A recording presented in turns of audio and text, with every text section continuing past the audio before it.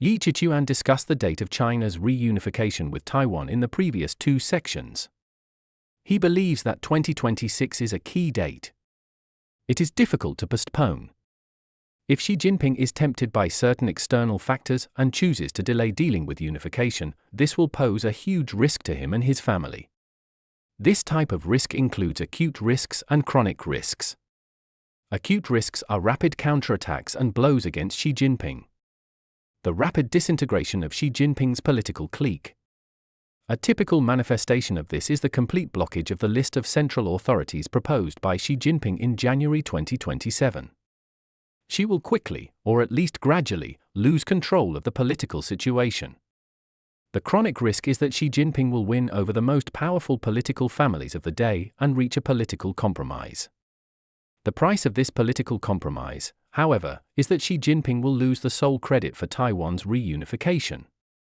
Not only will he not be responsible for the substance of Taiwan's reunification, but he will inevitably be marginalized when it comes to sharing the credit in the future. This is because the latter naturally has a greater say in the historical stage. This outcome is not enough to guarantee the stability of Xi Jinping's political bloc, let alone protect the long-term interests of Xi Jinping's family. The risks of postponing reunification. The risks of postponement will be felt on three levels. The first is the side effects on Xi Jinping himself. The second is the destabilization of China's political order. The third is the loss of long-term protection for Xi Jinping's family, to which his family would otherwise be entitled. Today, we will only discuss the side effects for Xi Jinping, and simply link the risks to the timing of the delay. Later than September 2026. 1. If the unification of Taiwan is not initiated by September 2026, it will not be possible to successfully complete all the political steps by January 2027. These steps include landing on the island, establishing a government, stabilizing order, rewarding those who have contributed, appeasing various political groups, etc. Of course, it will not be possible to smoothly propose the list of the 21st Chinese Communist Party leadership in January 2027. This list is the result of rewarding those who have contributed. 2. Even if the nomination of the members of the 21st Central Committee is postponed to February 2027, since the situation in Taiwan is not completely settled, it is inevitable that there will be challenges during the consultation process. This is a political risk. 3. If the 21st Congress is held under the premise that the situation in Taiwan is not stable, the probability that Xi Jinping's credit will be shared is almost 100%.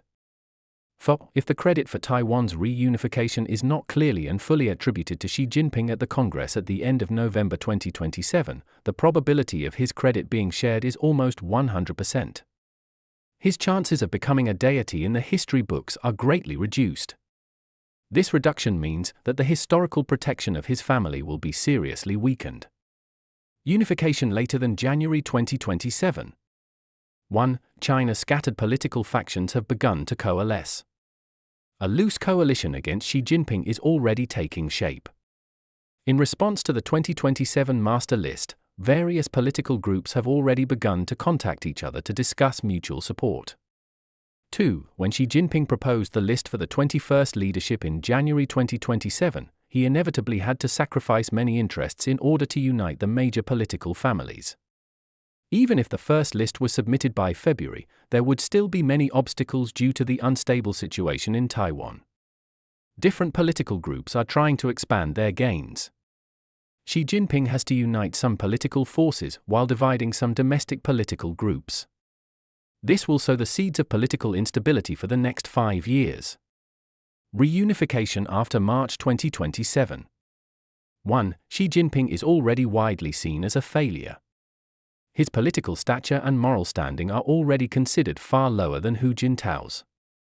2. Public opinion has already branded Xi as a traitor to the national interest.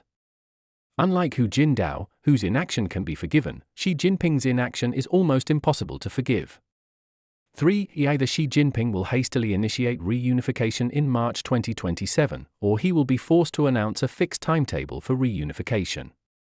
Either way, he has already lost his prestige and control over the military. 4. Perhaps there will be no major mistakes in the reunification landing operation under Xi Jinping's leadership. If the United States reacts strongly, it will be a good opportunity for various political groups opposed to Xi Jinping. They will do their best to increase their power. It is even possible that there will be a serious rebellion of the 8 princes. Reunification after April 2027. 1. Xi Jinping has effectively lost control of the situation. The wrangling over the list of China's 21st leader has almost become public. Even if reunification is initiated at that time, the de facto leader will no longer be Xi Jinping. Moreover, in terms of propaganda, Xi Jinping will be in second place. 2. The Xi Jinping clique has effectively collapsed. Other political forces have announced their intention to break away from him. 3. Even if Xi manages to rally a powerful political bloc, he will no longer be able to claim sole credit for unification with Taiwan. He may even be sidelined. The best outcome for the Xi clique is to ensure the family security after 2028. Unification will not be initiated until after May 2027.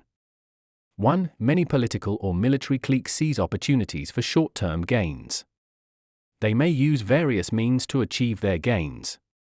They may deliberately create chaos or deliberately provoke rebellion in Taiwan. Or they may allow the rebellion in Taiwan to spread and drag on. Or they can increase the threat from the United States, or even bring about US intervention. If even political stabilization is not literally completed before the November 2027 meeting, they will easily share Xi Jinping's credit. 2. Xi Jinping has already lost political control prematurely. Even if he does not literally lose it and can still dominate the political process, he can no longer avoid naming a successor. This successor, and the political bloc he or she will dominate, will be the main force in dividing Xi's achievements. 3. Anyone can speak out loudly about reunification under any circumstances, whether their vocal ways are legal or illegal. As long as they can cite evidence of Xi Jinping's delay in reunification, they can easily take away some of Xi Jinping's political resources and gains. And Xi Jinping has no moral authority to punish them. The reunification will be initiated later than November 2027. 1. Xi Jinping is already in political death, regardless of whether he still has military and police power. 2. Any political group that simply organizes a reunification forum can easily win the vast majority of public support from Xi Jinping, and thus gain political support from other groups. 3. Any political figure, no matter how weak, can gain some political resources by challenging Xi Jinping's unification plan.